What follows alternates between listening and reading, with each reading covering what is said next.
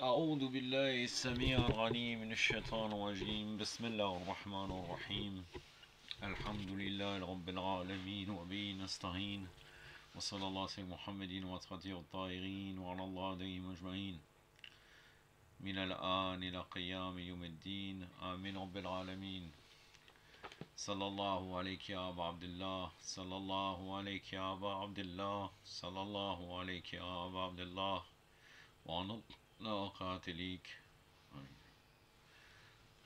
Mes condoléances pour l'entrée dans le mois de Muharram et le Haram.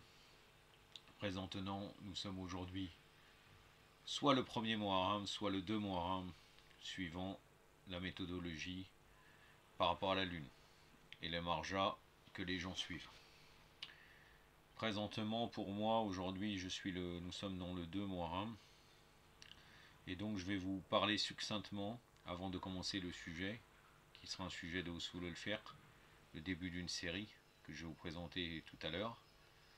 Je vais vous parler succinctement de ce qui s'est passé le 2 Muharram de l'an 61 de l'Hégire pour l'imam Hussein alayhi salam.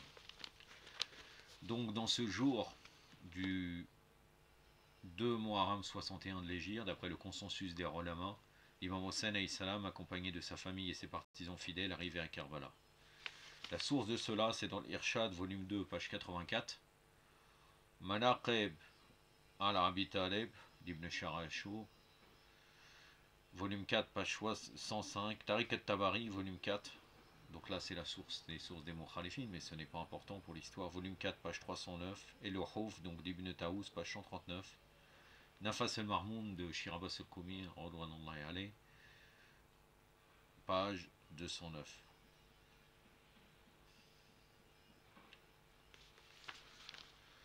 Alors arrivé, le cheval de l'imam alayhi salam ne se déplaça plus. L'imam Hussein interrogea: comment s'appelle cet endroit? On lui répondit El Radriya. L'imam demanda s'il y a un autre nom. On lui répondit Shati el-Furat. L'imam posa de nouveau cette même question. On lui répondit: cet endroit s'appelle également Karbala. En entendant ce nom, l'imam pleura alayhi salam et dit: oh mon Dieu, je cherche protection auprès de toi contre toute tristesse et tout malheur. Ici, l'endroit de la tristesse et du malheur. Puisque Karb, c'est la tristesse et le malheur, c'est le bala. Karbala. Allahu Akbar. Ça s'appelle comme ça et effectivement, ça a été la terre, la tristesse et du malheur. Ici est l'endroit de la tristesse et du malheur. Descendez, nous devons camper ici. C'est là où notre sang coulera et où seront nos tombes. Et le Houf, page 139. Il s'est passé aussi dans ce jour la lettre de l'imam Hussein aux gens de Koufa. En ce jour, le 2, l'imam Hussein alayhi salam écrivit une lettre aux gens de Koufa et l'envoya par Qais ibn Mushir et Saïdawi. Les agents d'Obedullah ibn Ziyad, l'arnatullah alayhi, l'émir des Omeyyades à Koufa, l'arrêtèrent. À Koufa, ils essayèrent de le forcer à parler contre l'imam Hussein alayhi salam. Qais parla contre Obedullah et tous les Omeyyades suite à ses paroles contre le gouvernement et le fut tué en martyr. Lorsque l'imam Hussein alayhi salam fut informé du martyr de Qais ibn Mushir, il pleura et dit: oh mon Dieu, accorde-nous et à tous nos chiites un statut honoré par toi. Rassemble-nous avec nos chiites sous ta miséricorde, car tu, sur toute chose, tu es omnipotent. Donc aujourd'hui, je vais commencer, même si la playlist existe et j'ai mis déjà une vidéo, une série de 2 épisodes ou 3 sur l'abrogation dans le Coran. J'ai commencé à ouvrir une playlist de Usul al-Fiqh où je vais essayer de vous parler c'est une introduction sur le Usul al-Fiqh. Je choisirai je ne vais pas vous citer tous les Usul al-Fiqh petit à petit, c'est-à-dire je ne vais pas forcément vous citer le Coran et le Sunna, même si bien sûr c'est cela, mais je vais me concentrer au départ sur l'introduction, le mouvement Arbari et les réponses d'une manière générale, les Usulites qu'ils ont répondu sur les Arbari, en particulier les Arbari de Mirza Astaradabadi, Rahimullah, ce qu'on pourrait appeler le néo-arbarisme en vérité, puisque l'arbarisme en soi, en tant que définition traditionnaliste, ça existe depuis la période de l'occultation en réalité. Il y a toujours eu un groupe de gens qui étaient plus attachés au hadith. Si on reste sur le terme arbari littéral, mais en réalité, là le terme arbari recouvre un courant bien précis en opposition aux soulites. Donc je serai dans ces sujets, je traiterai des sujets indépendants, donc vous ne serez pas obligé de suivre la série du début à la fin. Par contre, il y aura par exemple sur le, si je parle de l'Aracle, il y aura plusieurs épisodes de la raison. Je présenterai succinctement, je parlerai de ce que dit les Harbari sur ce sujet-là, je répondrai par ce que dit les Usuli. Après, je rentrerai dans, une fois que j'ai parlé de Usul, le fiqh général, je rentrerai dans l'Usul et l'Armalia. Et aussi sur les preuves. Ça sera une série qui, pour l'instant, n'a pas de limite. C'est-à-dire que au gré des lectures, je rajouterai et je ferai. Si quelqu'un a des questions, par contre, sur ces sujets-là, admettons que quand je vais commencer à parler des Ravaris, ça sert à rien de mettre des commentaires pour me dire des critiques lors la première partie. Il faudrait attendre que je fasse toutes les parties, je termine un sujet pour pouvoir parler. Parce que peut-être qu'en fin de compte, vous allez me poser des questions ou bien vous allez entamer des problématiques qui vont être parlées dans les prochains épisodes. Par contre, aujourd'hui, ça va être le sujet de la définition et de l'historique de Usul el-Fiqh. Usul el-Fiqh veut dire fondement de la jurisprudence, donc il n'y a aucun problème. Si quelqu'un veut mettre un commentaire, il n'y aura qu'un seul épisode, donc il n'y a aucun souci sur ça. Je serai à votre écoute, Inch'Allah. Et peut-être éventuellement je répondrai au gré, soit en dessous de la vidéo, au niveau écrit, soit je répondrai à travers une vidéo pour répondre aux remarques qui pourraient m'être faites. Je vais essayer d'avoir une approche scientifique. Sincèrement, je ne veux pas prendre parti sur le terme de usulisme ou arbarisme. Je vais éviter l'extrémisme, arbarisme. Ça veut dire qu'en fait, même quand je parle d'Astarabadi, je vais répondre, mais je vais éviter d'entamer les positions des plus extrémistes, qu'ils soient chez les Usulites ou les Rabaris. Je vais rester dans la sphère chiite connue. C'est-à-dire les réponses qui sont données au niveau scientifique sans rentrer dans un extrême. C'est-à-dire les gens qui sont les plus extrêmes dans ces deux courants, puisqu'il y en a, je vais m'abstenir de traiter de leur opinion. Je vais rester toujours dans la polémique scientifique de ce sujet. Donc je vais essayer d'avoir une approche universitaire, Inch'Allah. Il ne faut pas penser que ça va déterminer forcément ma position, puisque même quand je traite de Harbari, je vais ramener ce que dit les Usuli face, et avec des réponses et des dialogues. Pour d'une manière, pour les chercheurs, ceux qui voudront approfondir, à chaque fois en dessous de la vidéo, je mettrai une biographie. On pourrait dire une biographie qui à 80% sera en arabe. Et pour ceux qui veulent revenir à certains livres, aux ouvrages, voilà. Il y aura une biographie sur les livres que j'ai utilisés pour faire la vidéo. La vidéo présente. Je cite toujours les références, mais je mettrai la biographie pour ceux qui voudront revenir, Inch'Allah. Donc parfois il y aura les mêmes titres d'ouvrages et parfois il y en aura d'autres en dessous de la vidéo. Pour commencer, je vais commencer à vous donner une définition succincte de Usul el-Fiqh, la science des fondements de la jurisprudence, si on veut dire cela en français. Et je vais éviter, parce qu'en vérité, la définition de la science des fondements de la jurisprudence demande plusieurs vidéos. Si nous entamons sur les différences entre les relamas, sur le terme, etc. Donc je vais me concentrer d'avoir une définition très succincte, d'après une ou deux références, et ne pas rentrer dans tous les détails sur cela. Sinon ça va prendre énormément de temps. On va rester vraiment dans le purement théorique. Là on va essayer de faire vite. Non pas vite à travers les vidéos et la durée de la vidéo, mais de passer assez rapidement dans différents sujets. Car les approfondissements ne peuvent pas se faire ici, bien entendu. Et je suis conscient que c'est un sujet qui est très difficile, mais en français, je sais qu'il est novateur. Donc en fait, c'est pour ça que j'essaye de le traiter succinctement, parce que toujours j'ai été dans mon objectif de faire des vidéos pour en fait apporter autre chose de ce qui est répété dans différentes chaînes chiites. Concernant la définition des sciences de la fondement de la jurisprudence, le ilm usul el-fiqh, donc, il est dit, c'est une science dont l'objet est l'étude des règles générales de la déduction des qualifications légales, arkam sharia, de la loi islamique à partir de leurs sources. Donc il y a des sources, les sources donc c'est les usul, et l'objectif c'est de déduire les règles de la charia à travers ces sources-là. Cette définition-là est issue de d'un auteur qui s'appelle Mohamed Qazim al-Tousi el-Rawawi, Kifayat al-Usul, la suffisance des fondements, tome 1, page 15, édition Madbat al-Basirati, Iran, sans date. De cette définition, il ressort que le terme fondement, usul, s'applique aux règles générales de la déduction, alors que le terme jurisprudence, fiqh, s'applique à l'ensemble des qualifications légales de la loi islamique. Le terme usul a dans la convention, ça c'est Mohsen el-Hakim qui le dit, Aqa'iq al-usul, les vérités des fondements, tome 1, page 16, édition Maktaba al-Basirati, Iran, 1952, Iran. Le terme usul a dans la convention une autre signification, il désigne les principales sources de la jurisprudence en tant qu'elles constituent les fondements auxquels se ramènent les qualifications légales de la loi. Donc là, ce n'est pas forcément pour déduire les lois, c'est uniquement, donc d'une manière générale, le usul, le fondement, pas plus que ça. Après, l'istinbat et l'arkam vient après. Concernant...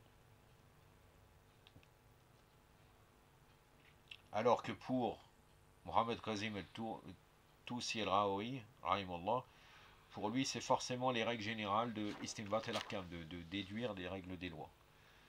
Pour Mohsen el-Hakim, c'est les principales sources de la jurisprudence uniquement, en tant qu'elles constituent les fondements auxquels se ramènent les qualifications légales de la loi. D'après ce que nous venons de dire, le rôle de la science des fondements de la jurisprudence, al-Musul al-Fiqh, est la déduction, istinbat, l'établissement et l'étude des règles générales et des sources principales qui ensemble garantissent le fait que les qualifications légales soient effectivement déduites de la loi islamique. Puisqu'on se base sur ces usul pour déduire des lois. Il y a énormément de choses à dire par la suite sur ces sujets-là, mais je vais m'abstenir. Je vais vous rentrer directement dans le sujet de l'historique de l'usul al-fiqh, pour après rentrer dans le sujet du mouvement traditionnaliste dans le prochain épisode, Inch'Allah. Mais là, ça sera sujet à part, donc j'indiquerai juste doctrine, non, définition historique, pas plus que ça. Il n'y aura pas de première partie. Première partie, ça sera quand on sera dans des sujets, qu'on restera sur le même sujet. Donc là, je me base sur un article de Dr Muslim Faher, les sources de la législation dans la science des fondements. Je le mettrai en bas, non pas le lien vers l'article, mais le titre. Et ça fait partie d'une thèse de doctorat de philosophie soutenue à Paris en 1986. A été étudié à Soul el-Fiqh dans l'école d'Al-Najaf, essai sur les fondements des lois islamiques. Concernant l'historique de Usul el-Fiqh, donc que dit Dr Muslim Faher? Si j'ai des remarques, je vous en fais part. Avec le Coran et la Sunna étaient proposées les bases de la législation islamique. À l'époque du prophète, sallallahu alayhi wa alayhi. C'était lui-même qui se chargeait d'expliquer et d'interpréter les commandements divins. Après sa mort, la communauté, donc après son martyre, la communauté musulmane a dû prendre en charge cette responsabilité, d'autant plus que de nouveaux besoins et problèmes surgissaient. Aussi se fit sentir la nécessité de l'apparition d'une science islamique qui allait devenir d'importance capitale pour la vie quotidienne du citoyen et de l'individu musulman, et le fiqh aux jurisprudences islamiques. Un mouvement scientifique fut amorcé, il prit en quelque sorte le relais. Là, on parle d'un mouvement scientifique qui fut amorcé. Là, pour les mukhalifines, ça commence tout de suite après le martyre du prophète, sallallahu alayhi wa alayhi. Parce qu'ils n'ont pas d'imam infaillible. On pourra y revenir par la suite, et d'ailleurs, ça va être souligné par le docteur Muslim Faher. Nous, ça commence à partir de l'occultation du 12e imam. Sinon, nous, on a le législateur qui est présent, l'imam. Donc, on n'a pas besoin d'entamer ce mouvement scientifique pour régler ces problèmes de besoin.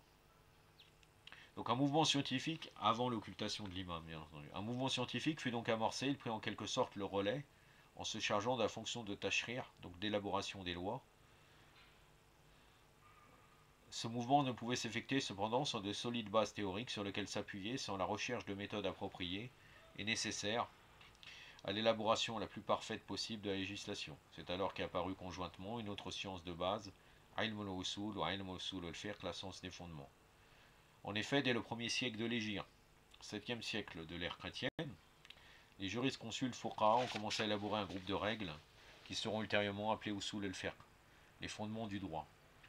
Certains historiens se sont penchés sur l'étude de cette science et de son apparition. Donc là, on parle dans la sphère des mukhalifines, notamment Ibn al-Khaldoun dans ses Muqaddimah. Ibn al-Khaldoun, Muqaddimah, je vous donne la référence, c'est un livre très connu. Donc Muqaddimah, vous pouvez, c'est dans Al-Kitab al-Lubnani, Beyrouth, 1982. Et l'auteur, il traite du sujet de la science des fondements de la page 813 à la page 818. Normalement, Muqaddimah, si je ne me trompe pas, il est disponible en français, pour celui qui veut y revenir, traduit par Vincent Monteil. Avant, il était aux éditions Sambad, maintenant il est maintes et maintes fois réédité. Le premier à l'avoir édité, c'était l'édition Sambad, qui n'existe plus actuellement. Donc il situe Ibn al-Khaldoun cette science au sein des autres sciences islamiques et en soulignant l'indépendance. Il s'arrête également sur les premiers savants qui se sont consacrés à la recherche dans ce domaine et sur les différentes écoles créées en réponse aux besoins de la recherche. Il nous entretient également des diverses méthodes proposées pour l'étude de cette science chez les jurisconsultes et les théologiens dogmatiques, mutakallimun. Il poursuit en faisant remonter la naissance de cette science à l'imam al-Shafi'i, donc là, al-Shafi'i al-Bakri, donc l'école, de l'école shafi'ite, Bakrite, né en 150, décédé en 204 de l'Hégire, 767 de l'ère chrétienne, 820, qui a écrit un ouvrage intitulé Al-Risala, dans lequel il rassemble et définit tous les problèmes concernant cette science. Entre parenthèses, tous les problèmes concernant cette science. Sincèrement, je l'ai lu en fait il y a une dizaine d'années, voire plus, dans une édition trouvable à la FNAC. Un assez gros livre comme cela. C'est la présentation parce qu'en vérité il est petit, il fait ça. Et j'avais trouvé ça très très lourd et je n'avais pas gardé ce livre. Même si je n'avais pas relevé les problématiques à l'époque, je trouve ça très saoulant. Mais il y a moins de 6 mois, j'ai relu ce livre dans une édition du Bakrite, d'une librairie islamique donnée. Et je vois vraiment le problème. Je ne sais pas comment même on peut attribuer ce livre à Shafi'i. Sincèrement, je remets en cause cela, car on ne comprend rien en fait. Il n'y a pas d'introduction, et tout le long, Shafi'i dialogue avec quelqu'un. Et parfois, on ne sait même plus, Shafi'i discute. Est-ce que c'est lui qui parle, ou bien c'est l'autre, l'interlocuteur? C'est très très flou comme livre. Vous pouvez le lire, mais moi je vous conseille de ne pas l'acheter. S'il serait disponible, je ne sais pas s'il existe une bibliothèque où on peut emprunter des livres, c'est très dommage d'ailleurs. Bon après on dira, moi je suis d'une vieille génération, maintenant on peut trouver ça sur internet. Vous pouvez trouver la Risala al-Shafi'i de toute façon sur internet, téléchargez-le en PDF. Ou si quelqu'un peut l'avoir dans une bibliothèque, il l'emprunte s'il préfère lire. Mais ne l'achetez pas. Vous allez voir que c'est très très flou. Il y a des livres que... Et donc, on va dire que voilà, c'est lui le premier, ça s'appelle Risala, mais vous allez voir que c'est même hors sujet, c'est pas vraiment du usul al-fiqh, c'est certaines problématiques qu'il pose. Et même les réponses sont très floues. C'est très très flou. Et d'aucuns ont pu dire que l'imam Shafi'i donc était à la science des fondements, ce qu'Aristote fut à la logique. Ça c'est gonflé Shafi'i en réalité. D'autres écrivains, comme le souli théoricien du droit égyptien Abdul Wahhab al-Khallaf, ont pu écrire que le véritable fondateur de la science des fondements était le disciple d'Abu Hanifa, né en 80 de l'Hégire, décédé en 150, le chef de file des Hanafites, et 699-767 de l'ère chrétienne. Abu Yusuf, mort en 182 de l'Hégire, qui écrivait un ouvrage mentionné dans le Firast. Donc Firast, c'est la biographie, c'est les biographies, pas les biographies, on pourrait dire un dictionnaire qui regroupe les auteurs. D'Ibn Nadim, mort en 390 de l'Hégire. Mais malheureusement, cet ouvrage a disparu. Quand les écrivains au Soulit chiites, ils font remonter au 5e imam, Muhammad ibn Ali al-Baqir, 57, né en 57, décédé en 114 de l'ère chrétienne, tombé en martyr, de l'ère hégirienne, alayhi salam, 675 ou 676 de l'ère chrétienne, tombé en martyr en 732. Donc là, ils disent que l'imam Baqir, il était le véritable début de l'élaboration de cette science, œuvre poursuivre son fils l'imam Jafar ibn Muhammad al-Sadiq, 83-148, pour l'ère hégirienne, 702-765 de l'ère chrétienne. Tous deux furent les premiers à enseigner cette science à leurs disciples. Je mets ça entre parenthèses, et on pourra en rediscuter par la suite. en réalité, les imams ont donné des règles générales. Par exemple, si on veut chercher dans Ilm al-Hadith, par exemple, il y a le verset coranique qui dit quand un pervers vous apporte une nouvelle, fattabayanu, enquêtez. Là, on pourrait dire c'est la base de Ilm al-Hadith, indépendamment de Ilm al-Rijal ou quelque chose comme ça. Il y a la même chose dans certaines règles qu'on reviendra, que l'imam Baqir alayhi salam et l'imam Sadr a dit. On pourrait dire c'est les usul, mais toutes les branches, en réalité, le véritable fondement de la jurisprudence a été créé par les savants par la suite. Les imams ont donné que des règles générales.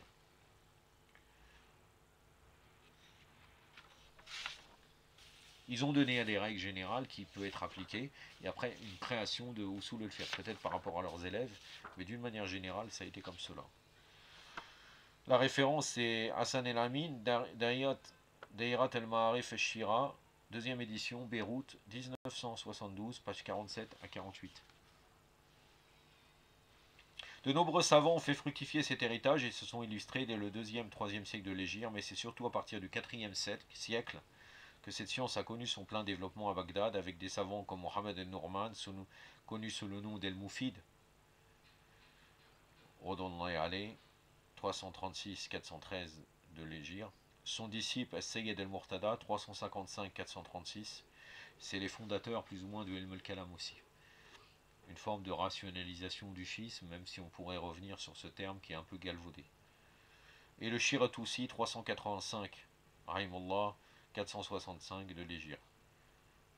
Disciple des deux premiers. Ce processus de développement s'est poursuivi tout au long des siècles suivants et s'est étendu en différents lieux, sont les époques Bagdad, Najaf, El-Aïla, Karbala, puis de nouveau à Najaf, qui sont les principaux centres de recherche.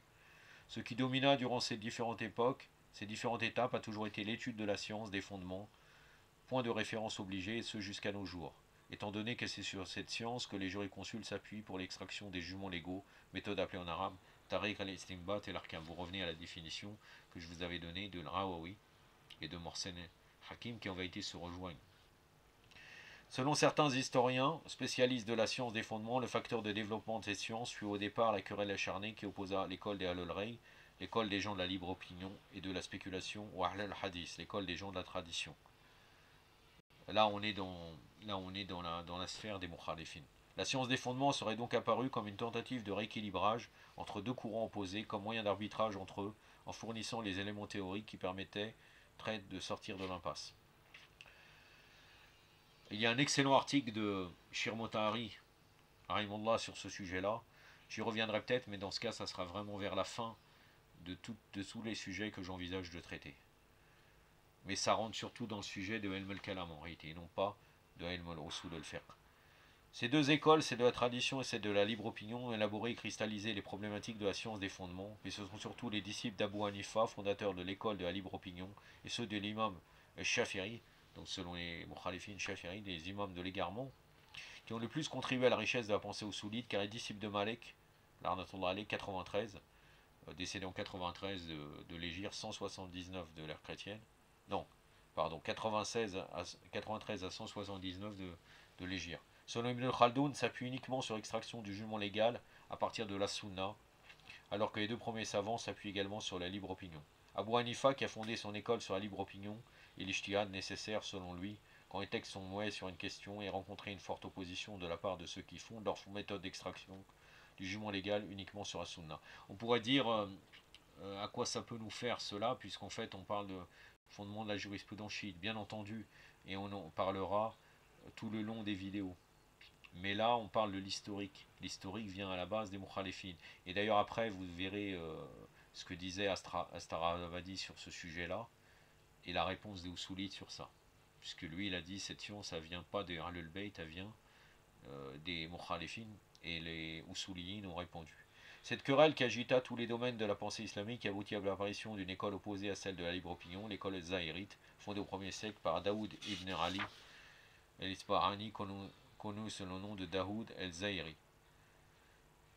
Parallèlement, l'école de la libre opinion perdait de son ascendant, au point que le plus brillant disciple d'Abu Hanifa, Mohammed ibn Hassan el-Shaybani, mort en 189 de l'Hégire, quitte Bagdad, centre intellectuel des adeptes de la libre opinion, pour Médine, centre intellectuel des tenants de la tradition, et ce dans le but de collecter les hadiths et de les rassembler dans un ouvrage.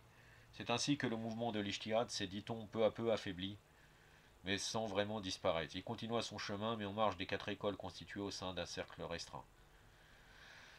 La position des imams et des savants chiites au sein de la querelle entre libre opinion et tradition a toujours été claire. Ils ont critiqué la méthode d'Abu Hanifa pour l'utilisation qu'il a faite de la raison et du qiyas. On y reviendra. On y reviendra quand on va parler de l'aql wal ijma et même de l'qiyas selon les Ahlul Bayt. Mais on en avait déjà traité dans une vidéo qui concernait la croyance de la secte Bakri, dans la playlist croyance de la secte Bakri ou la jurisprudence de la secte Bakri. Raisonnement analogique en les posant comme source du jugement à côté du Coran et de la Sunna. Les savants chiites ne rejettent pas l'utilisation de la raison dans cette opération d'extraction du jugement légal, mais ne l'admettent qu'en tant que moyen de compréhension des sources sur lesquelles s'appuie le mujtahid pour l'extraction du jugement légal, de même qu'ils admettent l'usage de la raison et lui accordent une place capitale dans la doctrine et la aqida. C'est-à-dire que vous allez voir que l'accusation qu'a donnée les Arbari en disant que l'Aql et Walijma est à rejeter, elle est un peu fallacieuse. Parce qu'en vérité, l'Aql et Walijma, selon les Ahlul Bayt, selon les savants chiites, elle est totalement reliée, elle est totalement dépendante de Coran et de la Sunna des infaillibles. Et l'Ijma, j'en avais déjà parlé, et il n'y a pas de Ijma dans Ahlul Bayt, on y reviendra, sans l'opinion de l'infaillible, sans l'infaillible. C'est-à-dire que l'ijma qui sera valable de nos ulama, ça ne sera pas un ijma indépendant des infaillibles. Il faut qu'il y ait un hadith conforme, et la parole de tous ces savants qui ont fait l'ijma, il faut dedans qu'il y ait l'avis de l'infaillible, sinon il est invalide. Ce n'est pas un ijma indépendant comme chez Mukhalifin. Et en plus de ça, on pourrait discuter aussi sur ce qu'ont dit les Mukhalifin, notamment Abu Hamid el-Razali, sur la critique de l'ijma selon eux, avec certaines problématiques. Les ijma, ils ont trouvé tout un tas de problématiques, les mukhalifin. Est-ce que c'est les ijma dans une époque donnée? Quand c'était dans une époque donnée, dans une région, admettons qu'on est à Bagdad, comment on fait pour contacter tous les ulama pour dire il y a eu un ijma? Est-ce que c'est lié à une période? Etc. etc. De nos jours, comment on fait? Est-ce qu'on va regrouper tous les savants anciens jusqu'à maintenant? Donc tout ça, toutes ces problématiques concernant la ijma chez les mukhalifin a été dévoilée par eux-mêmes. Et chez nous, l'ijma n'est pas indépendant de l'avis de l'infaillible. Et j'ai une vidéo sur ça, une petite audio, que vous pourrez trouver dans mon compte, Inch'Allah.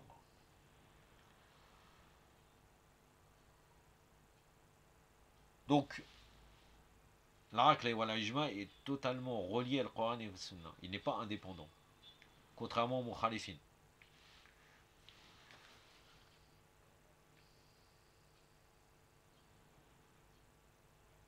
Autrement, la raison est pour les savants chiites la source première de tous les arguments. El-Aql, el-Masdar, el-Adila. Il énonce d'autre part que la charia peut répondre à toutes les exigences de la législation suivant cela et dire des imams et leurs pratiques. Là, on ne parle pas de usul el-fiqh.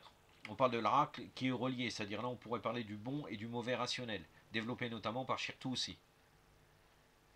Et en fin de compte, c'est une évidence, c'est-à-dire que l'Aql, d'un l'Aql saint, salim, le bon et le mauvais, Allah Azzawajal ne fait que le bon et le mauvais qui est relié à la raison en réalité. Il ne peut pas faire des choses mauvaises en disant que c'est raisonnable parce qu'on a dit ça, notamment c'est les Asharites qui pensent cela. J'y reviendrai, Inch'Allah. Il énonce d'autre part que la charia peut répondre à toutes les exigences de la législation, cela est dire des imams et leurs pratiques. En effet, ces derniers ont durant 3 siècles environ donné des jugements en se basant sur la charia. Parfois, ils posaient les fondements et laissaient à d'autres le soin de les appliquer aux différentes situations. C'est comme je vous ai dit, quand on parle de l'imam Baqir, l'imam Sadiq alayhi salam. D'ailleurs, il y a un hadith qui dit, en substance, pour nous le usul et à vous les fourreaux, les applications. C'est comme par exemple des fois un mujtahid quand il vous dit les poissons sans écailles ne sont pas autorisés, fort bien. Est-ce qu'il est censé connaître tous les poissons sans écailles? Non. Quand on dit ceux qui ont des griffes comme cela dans les oiseaux, hein, des cerfs, c'est illicite. Quels sont les oiseaux qui ont des cerfs? Est-ce qu'il peut répondre? Donc à vous les fourroirs, à vous de voir. Les imams ont créé des règles générales et vous allez l'appliquer. Vous allez créer, développer. En se basant sur les imams, alayhi salam. Il leur laissait tafrir ou le travail de ijtihad, toujours dans le cadre de la charia. Avec la disparition des imams alayhi salam au IIIe siècle, et donc la corruption des liens qui unissaient les imams à la communauté chiite, la nécessité d'élaborer des règles pour l'extraction des jugements de la charia se fit pressante. Ces règles étant l'unique moyen d'obtenir le jugement légal Aussi, nous constatons que les savants chiites ont accordé une place de choix à la science des fondements et nous trouvons dans plusieurs ouvrages des éléments qui constituent les prémices d'un nouveau mouvement de l'ijtihad, parallèlement à son affaiblissement chez les mukhalifin. Parmi les ouvrages déjà très complets pour l'époque se trouvent notamment ceux du Shir al-Mufid, de Sayyid al-Murtada, le livre de ce dernier étant intitulé Dariyat fil usul et Sharia, et celui de leur disciple Tousi, Rahimallah, et le Rodda fil usul, rédigé alors que son auteur se trouvait encore à Bagdad, après avoir migré à Najaf. Il poursuivit ses recherches en fiqh et fonda une école de usul qui continue de donner ses fruits jusqu'à nos jours. La science des fondements, c'est pour ça qu'on appelle Shir Tousi Shir Tarifa, par exemple. Donc le shir du groupe. Et là, ils vont faire référence, est-ce qu'il est sauvé ou pas, ça c'est un autre sujet. Faire référence au hadith qui parle de Taïfa Najiya, c'est-à-dire la secte, le groupe sauvé. La science des fondements, depuis le 1er et 2e siècle de Hégire, a toujours constitué l'axe principal de la recherche scientifique des savants chiites, comme ensemble de principes fondamentaux pour la déduction du jugement légal. Cette science a traversé chez les musulmans en général différentes étapes de flux et de reflux, d'épanouissement et d'étiolement. Au cours des premiers siècles, cette science a connu son plein essor au sein de l'école bakrite, l'école des mukhalifin, puis avec la constitution des 4 grandes écoles bakrites, elle est entrée en léthargie suite à la régression du mouvement de l'ijtihad. Parce que pour eux, après les 4 écoles, tout a été traité. C'est les réformateurs du XXe siècle et fin XIXe qui ont ouvert la porte de l'ijtihad chez les mukhalifin. Quand l'école chiite a traversé tour à tour des phases de déclin et d'apogée suivant les besoins variables appelant à l'ijtihad et à l'extraction des juments d'école. Le mouvement de l'ijtihad ne s'est jamais arrêté au sein de cette école qui a toujours incité à la recherche dans ce domaine. La progression de cette science, nonobstant certaines périodes de ralentissement, a été continue de ce début jusqu'à nos jours. Cet héritage considérable est dû en partie au fait que chaque mujtahid possède sa propre théorie en matière d'extraction du jugement légal. Donc, la prochaine fois, je serai encore dans une forme d'historique, même si je vais me concentrer surtout sur l'historique au niveau des hadiths, puisqu'après, ça sera une introduction pour entamer le sujet des barbarismes. Donc, cet historique sera retraité d'une manière différente concernant la sphère au niveau des hadiths. Il est évident de toute façon que, alhamdoulilah, que nous avons nos 12 imams, et donc la période même de législation, au niveau des hadiths, au niveau juridique, etc., on a beaucoup plus de sources pour pouvoir faire l'ijtihad que chez les mukhalifin, sans aucun doute. Alhamdoulilah et rabbil alamin, puisque pour eux, ils ont été confrontés à devoir se résoudre leurs problèmes dès le martyre du prophète sallallahu alayhi wa sallam, et encore plus après par la suite, parce qu'au départ, ils avaient interdit d'écrire leur hadith, comme je vous l'avais décrit et qui est connu historiquement. Donc là, c'est une simple introduction. La prochaine fois, je rentrerai dans plus de détails et je me concentrerai au départ par le mouvement traditionnaliste, arbarite, et les réponses données par les usulites face à ce courant. Inch'Allah. أكتفي بهذا القدر وصلى الله على محمد وأترته الطاهرين والسلام عليكم ورحمة الله.